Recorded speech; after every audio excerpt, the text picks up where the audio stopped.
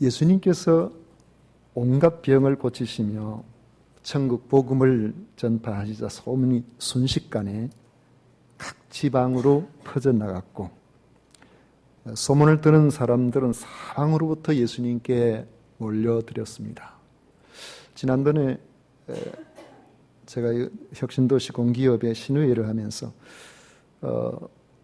그들 가운데 서로 나중에 담소하는 중에 목사님, 요즘은 기적이 좀 덜 일어나는 것 같습니다. 사실입니다. 우리가 처음에 복음이 왕성하게 전파될 때에, 물론 100여 년 전에도 그랬지만은 한 30년 전, 40년 전에만 해도 곳곳에 온갖 일들이 일어났습니다. 교회가 세워지려고 하면은 그 지역에 사단이 동원할 수 있는 것들, 온갖 것들을 다 동원하고, 그런 영적 전쟁을 통해서 승리함으로 교회가 세워지고 늘 그렇게 했습니다. 그때는 귀신의 역사도 많았고, 귀신이 쫓겨나는 일들도 많았고, 온갖 질병에서 고침받는 일들도 많았는데, 요즘은 1차로 어디가 안 좋다 그러면은 병원 가기 바빠서 기도 잘 안 하고, 그저 땅에 있는 온갖 것들을 의지해서 그런지 몰라도 영적인 여러 상황들이 많이 위축되어 있는 것만은 사실입니다. 분명한 것은 하나님께서는 지금도 살아계시고 주님을 바라보고 의지하고 간절히 사모하는 사람의 곁에 계신다는 사실을 믿으시기를 바랍니다. 예수님께서 역사하시는 이런 질병치유와 천국복음의 현장에 많은 사람들이 몰려들었는데, 5장부터 7장까지는 이 몰려든 무리를 보시고 천국 시민에 대해서 가르치신 예수님의 교훈을 담고 있습니다.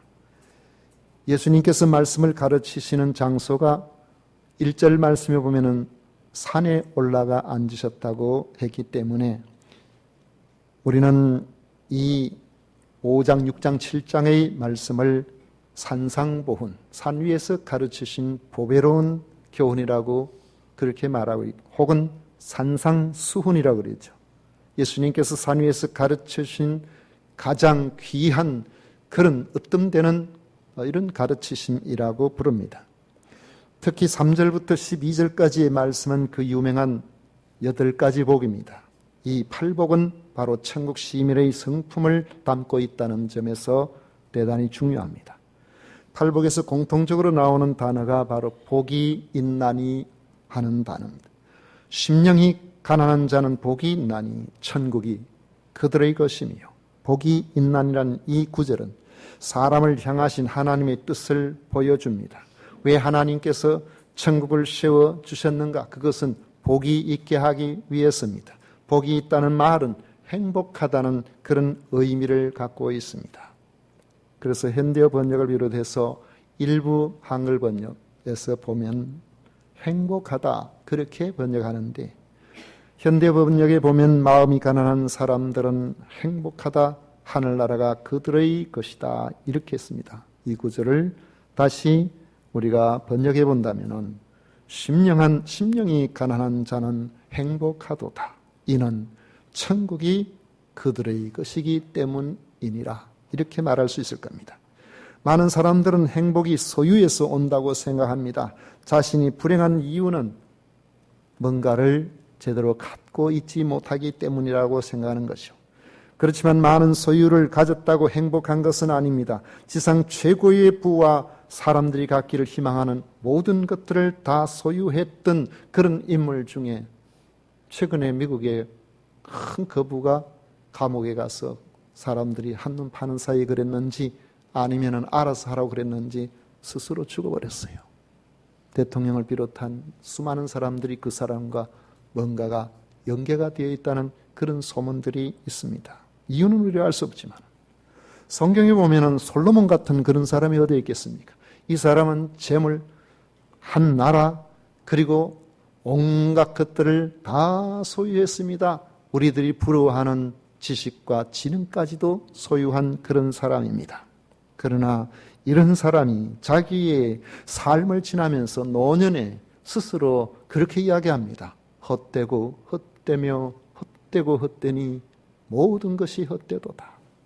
이렇게 탄식을 한 것을 보면 우리가 소유에서 행복이 오는 것은 아니구나 하는 것을 알 수 있지만 사람들은 여전히 소유의 유무가 행복과 불행의 척도인 것처럼 생각하고 그렇게 살아가고 있습니다. 그런데 예수님께서는 전혀 소유를 말씀하고 계시지 않습니다. 오히려 예수님은 행복이 사람의 의식의 상태에 달려있음을 말씀하십니다. 심령이 가난한 자는 행복하다는 겁니다. 심령이 가난한 의식을 가진 자가 행복하다는 뜻입니다. 사실 가난은 그 자체로 행복과는 거리가 멀습니다. 가난은 무언가 부족함을 의미합니다. 가난은 채움이 필요하기 때문에 결코 우리는 만족할 수 있는 상황이 아닙니다. 그래서 만족을 충족을 이렇게 구하기 때문에 그 만족을 위해서 우리가 뭔가를 생각하기 때문에 그것이 내게 충족되지 않았다는 것 때문에 괴로울 수 있습니다. 그런데 예수님께서는 심령이 가난한 자가 행복하다고 말씀하고 계시는 겁니다. 왜 심령이 가난한 자가 행복할까요? 심령의 가난은 자신의 부족을 인식하고 인정하는 사람입니다. 그래서 자신의 부족을 채워줄 무언가를 기대하는 그런 마음을 가지고 있습니다. 여기에 만족할 수 있도록 응답하실 분이 계시기 때문에 심령이 가난한 자가 행복하다는 것입니다. 마음이 자만과 교만으로 가득 차 있으면 하나님의 존재에 관심을 가질 여지가 없을 것. 하나님께서 주실 놀라운 것들에 대해서도 관심을 갖지 않을 것입니다. 마음의 부족을 느끼는 사람은 그 부족을 채워줄 하나님을 기대할 수 있고 하나님은 우리의 기대에 부응해 주시기 때문에 이런 사람이 행복하다는 것입니다. 이런 사람이 왜 행복할까요? 이런 사람에게 하나님께서는 완전한 만족 상태인 천국 시민이 되게 해 주시기 때문에 그런 것입니다.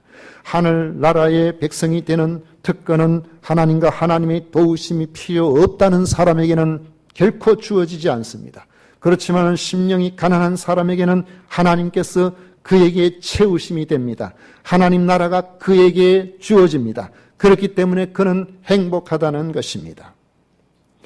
심령이 가난한 자라는 그 의미를 우리가 다시 깊이 좀 생각을 해봅니다. 예수님은 부자가 천국에 들어가기가 어렵다고 하셨는데 그것도 보통 어려운 것이 아니고 낙타가 바늘 귀로 들어가는 것보다 더 어렵다 그렇게 말씀을 하셨습니다.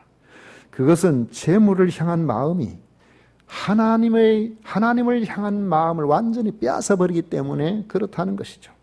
그런 점에서 보면은 가난도 별로 다르지 않는 것 같습니다. 가난을 벗어버리고 온갖 시간을 돈 버는 데만 그리고 부자 되고 싶은 거기에만 푹 빠져버리면은 역시 하나님을 향한 마음에서 멀어져 버리는 겁니다. 그래도 부자가 가난한 사람보다 천국에 들어가기가 더 어려운 것 같습니다. 자기 입으로 돈이 많아서 나는 너무 불행하다 이런 사람 저는 만나본 적이 없습니다. 우리는 너무 돈이 많아서 걱정이라고 이 돈 때문에 내가 어떻게 해야 될지 모르겠다고. 여러분 그런 사람 여러분 주변에 한 분이라도 보셨나요? 그런 사람이 있거든 저한테 좀 소개해 주세요. 가난해서 없어서 부족해서 행복하지 않다고 하는 사람 그런 사람은 많이 있지만은 이 돈이 많아서 행복하지 못하다고 그렇게 말하는 사람은 우리 주변에 찾아보기가 어렵다는 점에서 부자가 자기가 가진 것 때문에 하나님보다 그것에 더 관심을 가짐으로 하나님을 향한 마음에서 멀어질 가능성이 훨씬 더 높다는 것을 알 수가 있습니다. 물론 심령이 가난하다는 것이 정신이 나약하다는 것을 의미하는 것은 아닙니다. 정신이 나약한 사람은 세상을 힘있게 살지를 못합니다. 생활에 대한 활력도 없고 추진력도 부족하고 열심도 부족합니다. 매사에 담대하지 못하고 자신감도 없습니다. 예수님이 말씀하신 심령이 가난한 자는 모든 의욕이 상실된 채로 되는 대로 살아가는 그런 사람을 말씀하고 있는 것이 아니라는 것입니다. 예수님이 말씀하신 가난이라는 것은 우리 마음이 세상 것으로 만족하지 못하고 새로운 우리의 마음을 진정으로 만족시킬 뭔가에 대한 갈급한 상태에 있는 사람을 이야기하고 있는 것이죠. 성경에 삭개오가 나오죠. 삭개오는 부자입니다. 삭개오는 나름대로 자기 직업에 충실해서 거기서 상당한 지위에 오른 그런 사람입니다. 그런데 어느 날 자기 자신을 돌아보니까 열심히 살아왔고 최선을 다해서 사람들이 생각하는 그 성공의 어느 시점에 이르렀는데 부자가 되고 지위도 성취하고 그렇게 됐는데 자기 자신을 보니까 허무한 거예요. 내적으로 심령이 가난한 것을 느끼게 된 것입니다. 그는 그 중심을 채워주실 분이 어디 계신가? 마침내 예수님에 대한 소문을 듣고 예수님을 만나보기를 원했습니다. 그런데 예수님께서 마침 자기 사는 그곳을 지나가신다는 이야기를 들었는데 이 사람이 예수님을 만나보려고 길가에 왔더니 연대에 사람들이 너무 많이 몰려 있는데 자기는 키가 작아서 앞자리 양보도 안 하고 보이지를 않으니까 그래도 포기할 수가 없어서 저 예수님이 나가실 끝머리에 나무 위에 올라가서 예수님이 지나가기를 기다렸던 겁니다. 그의 마음속에는 재물과 지위가 올라가도 채워지지 않는 뭔가가 있었기 때문에 바로 그 부분을 채워주실 분으로 예수님에 대해서 생각하고 예수님을 만나기를 그렇게 원했던 것입니다. 그런 점에서 심령이 가난하다는 것은 자신의 내적인 결핍 상태를 인정하고 살아가는 것을 말합니다. 이 심령이 가난하다는 것은 자만과 반대말이라고 할 수가 있습니다. 자만이 지나치면 마음이 교만해지거나 태도나 행동이 거만해지게 됩니다. 자만하게 되면 남보다 우월하다는 그런 생각에 빠지기 때문에 다른 사람을 업신여기는 행동이 자신도 모르게 나타나게 될 가능성이 높습니다. 이런 사람은 자신의 부족을 인정하려고 하지 않기 때문에 다른 사람의 말도 잘 듣지를 않습니다. 예수님께서 말씀하신 이런 심령의 가난은 나는 다른 사람보다 왜 이렇게 못났나? 나는 다른 사람보다 왜 이렇게 가난한가? 나는 왜 이렇게 능력이 없는가? 이런 식의 생각으로 자기 비하에 빠지는 마음을 말씀하고 있는 것이 아닙니다.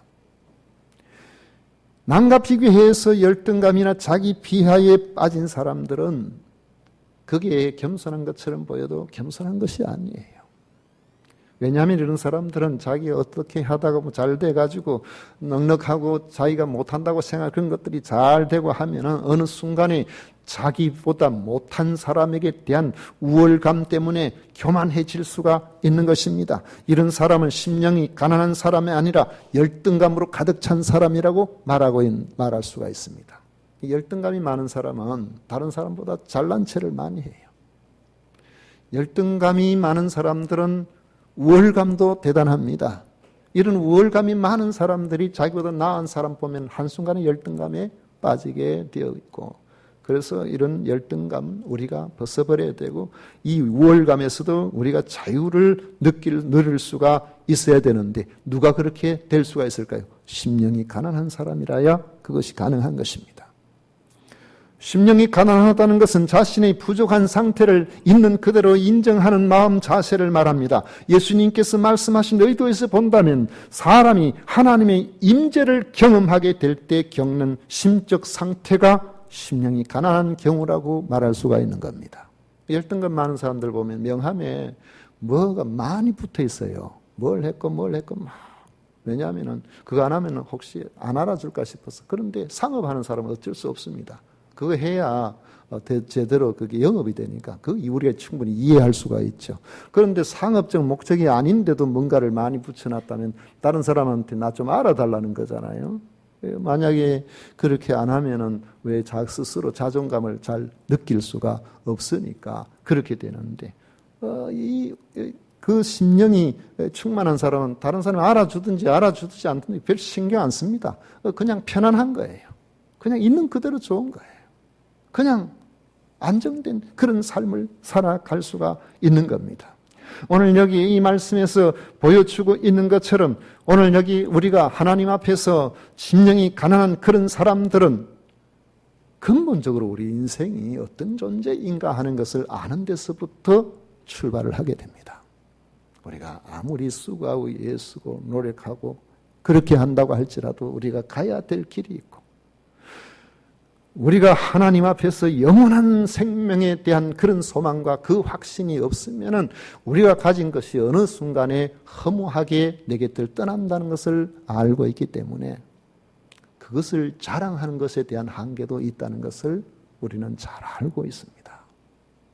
그래서 우리가 신앙적으로 하나님과의 관계에서 깊은 일체감을 느끼지 못하면은 끊임없이 하나님이 아닌 땅에 있는 다른 것들로 나와 일체감을 느끼려고 얘를 쓸 수밖에 없고, 그것이 어느 순간에 내 곁에서 계속 머물러 있는 것이 아니라 떠나게 될 때 우리는 엄청난 고통을 더욱 많이 당할 수밖에 없게 되어 있는 것입니다.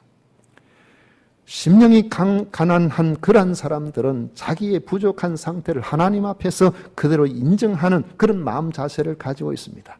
예수님께서 말씀하신 의도에서 본다면 사람이 하나님의 임재를 경험하게 될 때 겪는 이 심적 상태가 심령이 가난한 경우라고 말할 수가 있습니다. 베드로는 나름대로는 괜찮은 사람이에요. 도덕적으로도 괜찮은 사람이고, 그가 자기의 하는 업무상에서도 괜찮은 사람이고, 왜 우리가 그런 생각을 해볼 수가 있냐면은, 베드로를 우리는 예수님께서 12제자를 부르셨을 때 그 가운데에서 베드로를 우리의 수제자로 그렇게 보고 있는데, 그런 수제자로 보는 그 근본 이유가 베드로가 나이가 많아서 그럴까요? 그건 아닐 겁니다. 예수님께서 보신 것은 나이 가지고 보신 거 아닐 거예요. 베드로가 성경에 보여주는 바 유일하게 12제자 가운데서 결혼한 사람이기 때문에 그럴까요? 아마 그것도 아닐 겁니다. 베드로가 갈릴리 호수에서 물고기 잡는 일에는 특별히 탁월한 실력을 가지고 있어서 항상 물고기 잡을 때마다 제일 많이 잡는 사람이라서 그럴까요? 아마 그것도 아닐 거예요. 그러면 뭘까요? 뭔지는 모르겠지만은 베드로가 가정을 정상적으로 꾸려가고 장모를 섬기고 모셔서 섬기고, 그리고 나중에도 행복한 결혼 생활을 이루고 나가는 그런 모습을 볼 때에 베드로는 도덕적으로도 상당히 괜찮은 사람, 주변의 사람 볼 때 안정된 그런 삶을 살아가는 사람이라고 볼 수 있습니다. 그는 예수님과 만날 그때도 그가 최선을 다해서 자기 일에 충실한 그런 사람이었습니다. 나아가서 자기 직업을 따라서 열심히 고기를 잡는 사람이에요. 우리 주님께서 우리 부르시는 그런 사람들 가운데서 아무런 능력, 아무런 의욕도 없이 그저 그런 사람 불러가지고 너 내 제자가 되라 그렇게 말씀하신 것이 아니라 자기 분야에서 최선을 다하고 열심을 내고 이런 사람들을 불러서 하나님께서 더 나은 가치를 가진 것들을 감당하기를 원하시는데, 베드로가 그 예수님을 만나기 전에도 자기의 삶에 보면 주변 사람들에 비해서는 나름대로 최선을 다해서 살아가는 그런 사람이었습니다. 그런 사람인데 예수님께서 그를 만나주시고 수고하고 애썼는데도 간밤에 고기 한 마리 잡을 수 없을 때 예수님께 그 피곤한 가운데서도 예수님이 너 배 좀 이용하자 그러니까 예 그렇게 하십시오. 그래서 해변가에서 강단으로 예수님께 그 배를 제공하는 것을 보시고 예수님께서 말씀을 마치신 이후에 고기 한 마리 못 잡고 있는 것을 보고서 고기 잡으러 가더라고요. 그물을 오른쪽으로 내리라 그렇게 말씀하실 때 지난밤에 수고하고 애쓰고 아무리 해도 빈 그물을 올렸지만은 주님 말씀하시니까 순종해서 내가 한번 그물을 내려보겠습니다. 그랬더니 그물이 찢어질 정도로 어마어마한 그런 고기가 어디서 몰려왔는지 그거 잡히는 거 보고 베드로가 그 한순간에 자신과 주님과의 관계에 그 엄청난 괴리를 느낀 겁니다. 아, 예수님이 단순한 나사렛 선생이 아니구나. 이 천지 만물의 모든 운영과 섭리까지도 친히 주장하시는 그런 하나님의 아들이구나. 그것을 그가 발견하고 그 순간에 물고기가 뭐가 없었어요. 그가 보는 것은 오직 예수님이 어떤 분인가 그밖에 없었던 겁니다. 그래서 누가복음 5장 8절에 보면 시몬 베드로가 이를 보고 예수의 무릎 아래에 엎드려 이르되 주여 나를 떠나소서 나는 죄인이로소이다. 자기 한계를 인식한 겁니다. 심령이 가난한 사람은 하나님 앞에서 허물과 죄로 절망적인 자기 모습을 인정하는 사람입니다. 다른 사람과 비교해서 꽤 괜찮은 사람일 수도 있겠지만은 하나님 앞에서 생각해 보면 자신의 의로움은 다 사라져 버립니다. 이처럼 심령이 가난한 사람은 절대적인 하나님께서 나를 어떻게 보실까? 이것을 깊이 생각하는 사람입니다. 이런 마음을 가질 때 하나님 앞에서 우리는 겸손할 수밖에 없는 것입니다. 이런 사람을 주님께서는 심령이 가난한 자라고 하시면서 그를 향하여 행복하다고 합니다. 왜냐하면 하나님께서 그에게 주실 것이 있기 때문에 그렇습니다. 심령이 가난하지 않으면 주님께서 가지고 계신 것을 주실 수가 없어요. 받을 수가 없어요. 비워야 거기에 채워질 수가 있는 겁니다. 한 가지를 더 생각한다면 결핍을 채워주는 주님을 인정하고 엎드리는 것입니다. 심령이 가난한 사람은 세상적인 환경의 충족으로는 자신의 결핍을 다 채울 수 없다는 것을 압니다. 오히려 자신의 결핍을 채워줄 수 있는 분은 천지 만물을 창조하신 하나님, 유한한 우리의 인생은 역사 속에서 대단히 짧지만은 하나님께서 우리를 기억해 주신다면 우리같이 티끌 같고 먼지 같고 한순간 같은 우리의 인생을 영원한 나라의 영원한 그 생명 속에 넣어주신다는 사실 때문에 헛되지 않게 하시는 그 하나님을 바라보고 우리 한계를 인정하고 그분께 나아가는 것입니다. 만약에 우리의 가난이 우리를 불행하게 만드는 결정적인 원인이라면 예수님께서는 우리의 가난을 해결해 주시는 것을 예수님 사역의 1순위로 삼으셨을 겁니다. 주님께서는 가난한 자를 먹여주심으로 위로하셨지만은 가난한 자를 부자 되도록 하기 위해서 기적을 베푸시거나 재산 늘리는 법을 가르치시거나 그렇게 하시지는 않았습니다. 주님은 병든 사람을 안타깝게 여기시고 주님 앞에 나오는 사람은 그 어떤 병이라도 다 고쳐주셨지만은 주님께서 친히 이 세상 모든 사람들의 병을 다 고치려고 하시지 않았습니다. 주님은 성공해야 한다거나 성공의 비법을 전수하신 적이 없습니다. 부자가 되어도 불행한 사람이 있고 건강한 사람 중에도 불행한 사람이 있기 때문입니다. 주님이 말씀하시는 행복한 사람은 천국을 소유한 사람입니다. 결핍된 환경이 자신의 한계를 깨닫게 한다는 점에서 우리의 심령을 가난하게 하는 경우도 있지만은 결핍된 환경이 모든 사람의 심령을 다 가난하게 해주지는 못합니다. 실패했다고 다 예수님 믿는 거 아니에요. 아프다고 다 예수님 믿는 거 아니라고요. 사람들 중에는 힘들고 어려울 때 결핍된 그런 상황에서 자포자기해버리는 사람도 많이 있습니다. 그런데 복 있는 사람은 그렇지 않습니다. 하나님 앞에서 자신의 한계와 약한 성품을 깨닫게 될 때에 피해가거나 도망가지 않습니다. 오히려 하나님 앞에 나와 엎드립니다. 내가 할 수 없는 모든 부분들을 인정하고 하나님께서 우리에게 은혜를 베풀어 주시고 우리를 세워주시고 우리에게 용기를 주시고 저 나라의 소망을 가지고 유한한 세계에 집착하지 않도록 하나님께서 은혜를 주시고 그래서 새 힘을 얻게 해주시고 삶의 의미를 다르게 그렇게 만들어 주시는 겁니다. 베드로가 예수님의 무릎 아래에 엎드려 이르되 주여 나를 떠나소서 나는 죄인으로서이다 한 것은 자포자기가 아니라 하나님의 처분에 자기 자신을 맡겼다는 것을 의미합니다. 이런 베드로를 주님께서는 새로운 삶으로 초대하십니다.